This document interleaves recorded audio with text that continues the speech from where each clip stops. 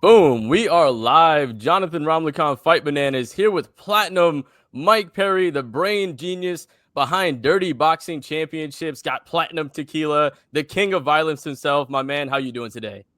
Hey, brother, I'm doing well. Excited for our upcoming event this month. August 29th, Dirty Boxing 3 is taking place. If you can't make it live to the hangar in Coconut Grove, then we'll be free on YouTube. So go check us out, man. Give us some views. Enjoy the show. It's going to be very exciting, very action packed, very fast paced, and I'm sure there will be some incredible knockouts. Oh, absolutely. Last time I think it was 7 or 8 out of the fights had finishes, right? So really exciting card from top to bottom. I want to get your reaction, right? Because last time out, I believe it was around 80,000 concurrent viewers versus a UFC card that was free on television. What's been your reaction just to the explosive growth and the massive response to Dirty Boxing Championships? Um, it's very exciting. I'm happy to have like created this new sport. We're in our own lane. We have a showcase of action that really fits the viewers' wants and needs, and it's all action at all times. It's otherwise if it's split up for 2 seconds for the referee to stand them back up and then continue the action. These heavy hitters right here, this is going to be a banger. It's our first title fight ever.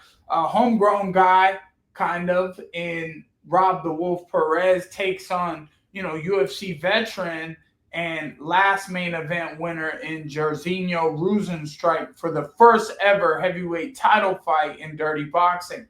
Um, Wolf is a brash guy who, he puts it all on the line. He talks that trash.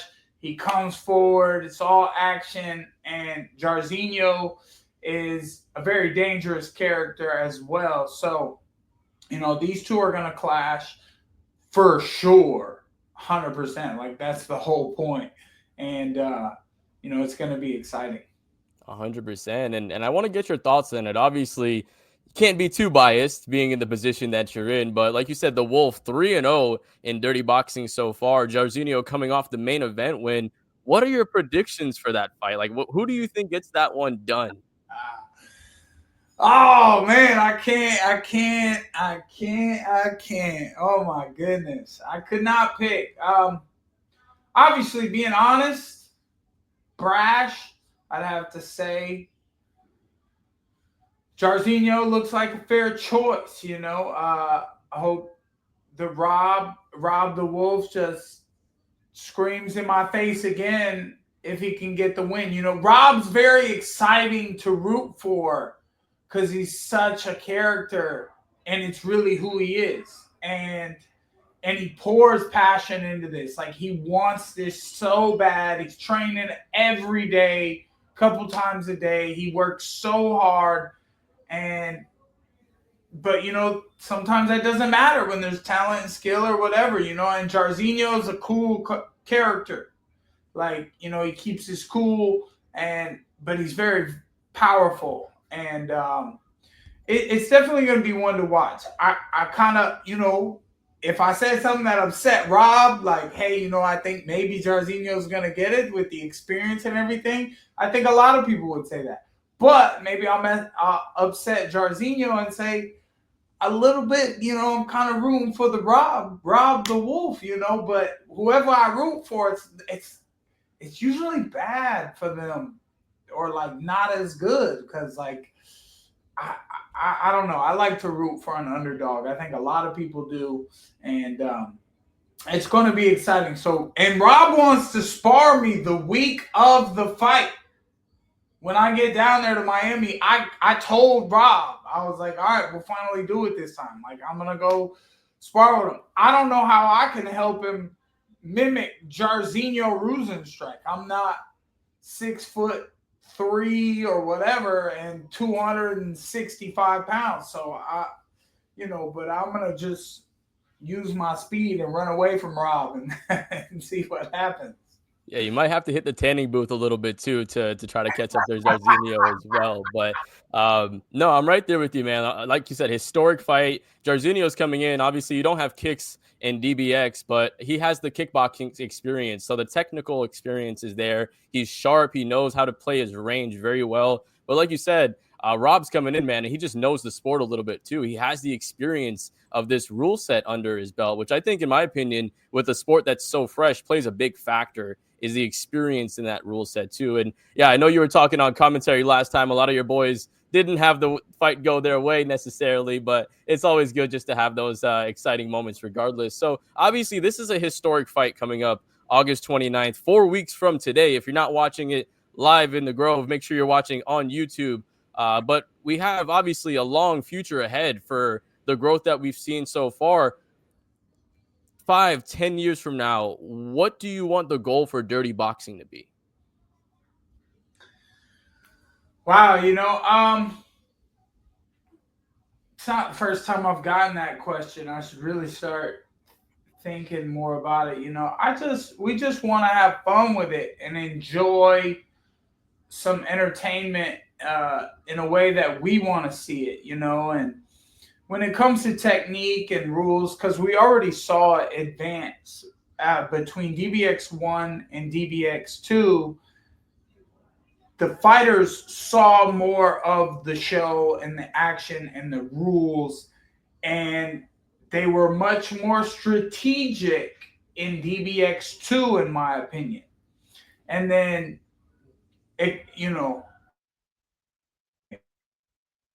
just did the same thing. He just comes out, guns blazing, and it's a rough night when he's in there. He's like a wrecking ball.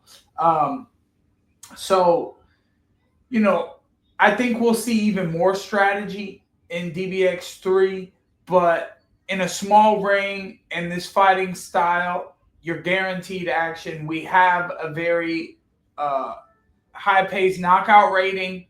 Uh, we're at like 70-80% on knockouts of 10, 11 fights on the card. You're getting 7 or 8 knockouts, and you know people are putting it on the line. They're doing full camps for this. They're training hard for it. We're signing guys to the company to be loyal to us, and we're loyal to them. We're paying some people's bills, and they're having a great time, and we're giving them a great platform to really promote themselves and anything else that they want to promote. Getting sponsors and other things in the deals. So it's all about what options you have when you're a fighter, and what you do with those options, and you have more leeway here with Dirty Boxing to promote yourself and your companies in a better way, and then show the people a good time with an exciting, entertaining fight. And it's not just all strategy. You can't just go all strategy. I'm not even going to talk about MMA. So just excited to see these things come together. The main event heavyweight will be great. We got Phil Hawes fighting Yuli Diaz. That's going to be a great fight. We got this Georgia cat, like Georgia, not the state of U.S., the Georgia, the country. This cat, he fought last time, and our ratings actually spiked. They were following him along big time, and I've been seeing him training with some guys that got some big opportunities coming. He's been working with some great people, and he's coming back on the card to face someone who's also got a win or two under us, and then there's more. There's other stacked matchups. We got the Claudia Zamora versus Jessie Jess on this one. So Jessie Jess is coming back, and Claudia, she's just short in her last DBX fight, and it was a decision, and she put on a heck of a battle, and she's been going in. So with this opportunity of facing a name like Jesse Jess, you're gonna be in for a good fight. So I think, and that's just a couple matchups. Like we got more, and it's gonna be so stacked. It's gonna be a great night. Yeah, I mean, I'm not sure if Milos Janicic was the one that you were talking about, but he had a great fight of the night time out at Dirty Boxing. So excellent fight by him. And like you said, for these fighters, especially in today's days and age, branding is so key. Being able to have that digital and online presence and being able to promote yourself. So I think it's awesome that you're giving these fighters a platform. So for the future of Dirty Boxing, obviously former UFC fighters, you're getting some of those guys to come out here. I think the guy who fought Jorginho was a former Muay Thai guy as well, right? So when it comes to the pipeline for Dirty Boxing, what does that look like for you? Like, are you also trying to get younger talent for people that will become pure Dirty Boxing fighting championship fighters down the line? Well, I mean, we got our homegrown. I say homegrown. He was kind of blowing himself up. He's been brash and talking in the combat game for some time with Rob the Wolf. He's a bit of a company grown guy with us, being 3-0, and he just keeps coming back, and he just wants more and more and more. He did a little power slap. He did some other fights, some boxing maybe. But this is the platform that's really given him the chance to shine. And he has taken it full force and just not slowed down. So, he's one of our homegrown guys that's really getting an opportunity here against a great former UFC fighter. So, he's just looking to blow himself and the company up, and do the most with it what he can. And same, for other guys like the Georgia cat you named. I can't remember his name. I don't know. I'm sorry, but and then myself, the day comes, there's gonna be a day that comes when I get in there in the Dirty Boxing ring. I'm very excited for that day. I think that day will come. I don't know when, but I look forward to it. It's always very exciting to sit there and watch up close and personal, maybe get a little blood on the sleeves, and just think about the day that I get to go in there and try those rules. I do it a little bit in sparring sometimes, and so I'm a bit of a homegrown guy out there in Dirty Boxing, starting with the commentary and then making the kind of reversal role where usually you see the fighters, they fight a few times and then they end up like Dustin Poirier. Looks like he's joining the broadcast booth and the commentary team. And, people are excited about that. Well, I'm going to go from commentary to jumping in the ring, and that's going to happen someday. Yeah, maybe we can see Dave Van Auken get in the ring too. Maybe we can get that happen. But I mean, like you said, just making that step into the ring there. As far as fighters you want to see inside of the Dirty Boxing ring, obviously people will say, Conor McGregor, John Jones. Those are the very easy names. But outside of the big names, what would be the top three names you would want to see inside of Dirty Boxing? Man, Pereira be cool. Myself.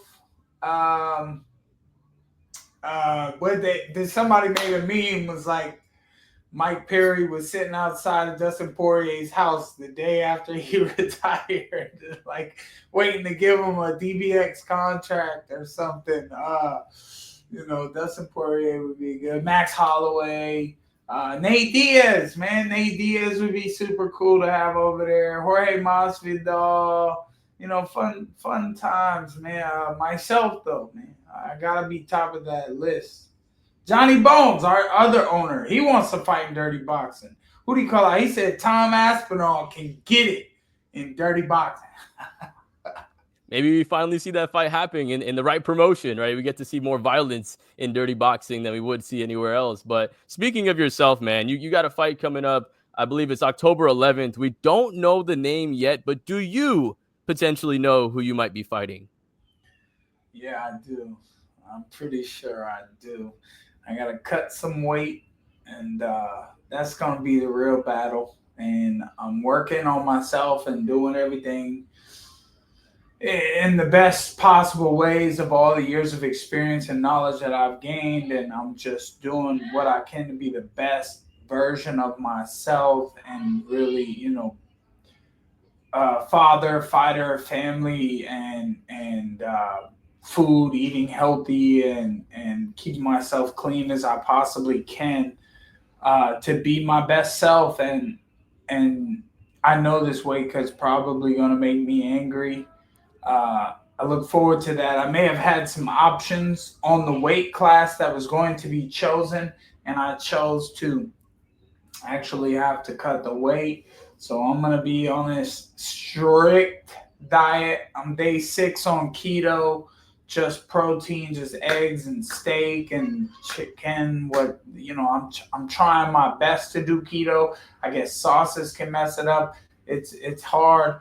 Where are these chefs? How much does that cost? How much would that cost me?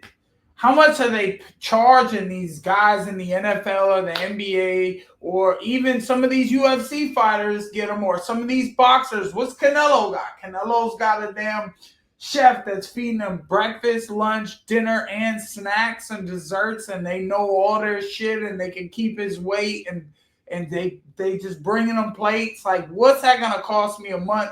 Don't get me wrong, my wife's doing great, but like, also, I need someone hand and foot just waiting on me to give me that plate of food at all times. I'm starving already. Whoever stands in front of me in October is going to get the hammer on their face, man. Yeah, can we get Mike Perry a damn chef? Like, obviously, the wife. You got 2 kids as well, father of 2. I know you went and saw Superman, I believe, or Jurassic Park it was, you saw the other day. So, Yeah. yeah, I know the family had a good experience with that. So, like you said, I mean, the missus, she's got to go ahead. I mean, she's cornered you in a fight before. She's got to take care of the kids. She's got to, In all my fights, bro. right. She's out there doing a lot of jobs. 9 or 10 fights with me. And I can never. People don't know that. They know the one time the UFC, she was the only one there, but she was there for 4 UFCs, I think, 3 or 4 UFCs.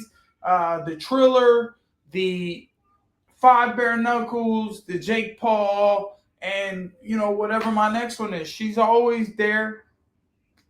I gotta. I don't know. Sometimes she makes me so mad, and I'm like, I guess that's what she's here for, to piss me off. Just so.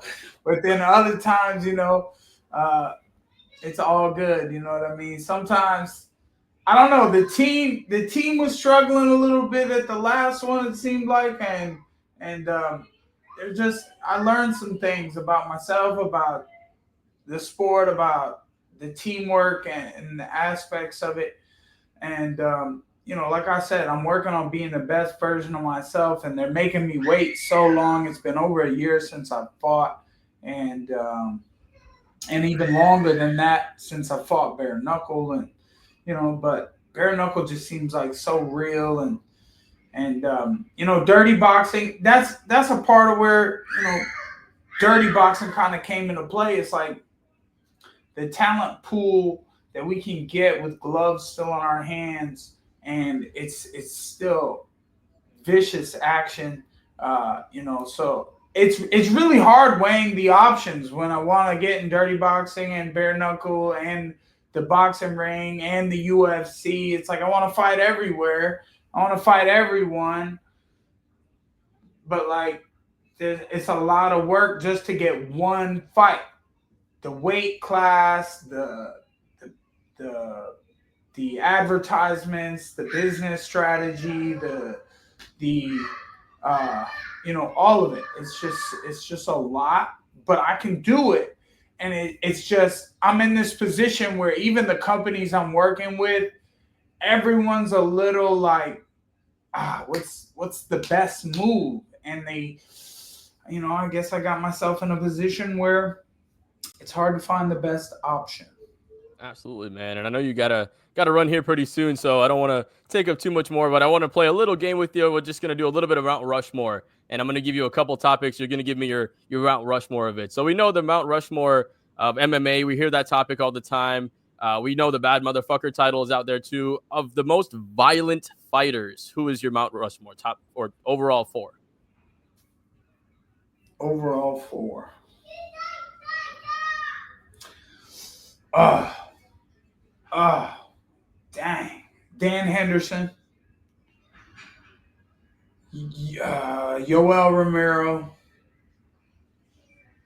myself, and I don't know. I feel like Khabib was very violent with his grappling and his ground and pound, his punching, and you know, I think he was very dominant. So a bit of that. I mean, I might have to trade myself for Johnny Bones because sometimes when John just started ground and pounding people, man, he was just so violent, so vicious, and he just dominated. Like what he did to Chael Sonnen, he like broke his own toe just to drive that guy into the mat and just hammer him. Um, and he's had some tough fights, but he's always come out on top. I know he's a violent character. Um, I wish we could do 5. I got it, but we'll see. Whatever, man. My next one, I'm gonna have to get myself back up on that Mount Rushmore. My next one is gonna be very violent. Awesome, man. Awesome. And I know you're a big Dragon Ball Z fan. I know you wanted to walk out to the Halo video game fighter too. So honestly, when you brought DBX out, it's almost like Dragon Ball Championship. So I'm not sure if that was intentional or not. But yeah, give me your Mount Rushmore of anime.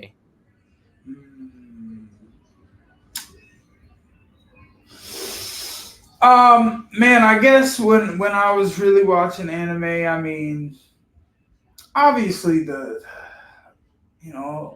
Dragon Ball.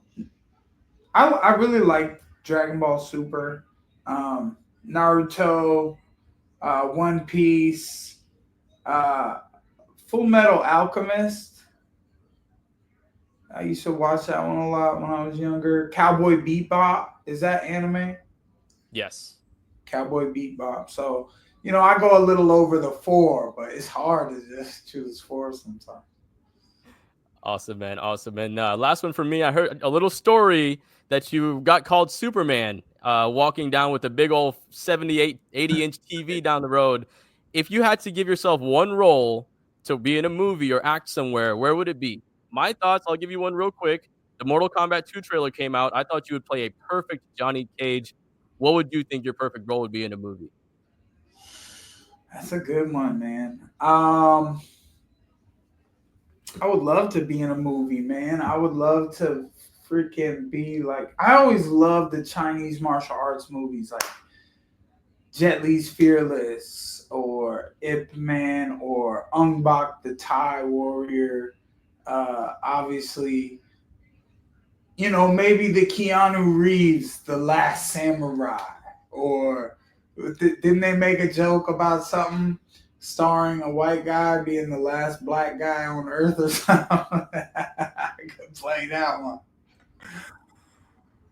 Awesome, man. Awesome, man. Hey, Mike Perry, I really appreciate your time. Like I said, guys, if you're not watching already, make sure you guys check out Dirty Boxing Championships down in Miami. They're going to be, it's 4 weeks from today, going to have Pure Violence, the first heavyweight championship in Dirty Boxing Championships, flexing the guns himself. It's an open carry state here in Florida, so we're good to go. Any final thoughts here, Mike Perry? Man, you kind of touched it, bro. Tune in August 29th, and stay tuned for some announcements from me and my team and the companies we're working with. So should be some big news this month, and I really look forward to it. I appreciate your time, Fight Bananas. Appreciate you, John. Have a good one. Thanks, everybody. Yeah, appreciate you, Mike, and good luck in everything moving forward with all your endeavors, man.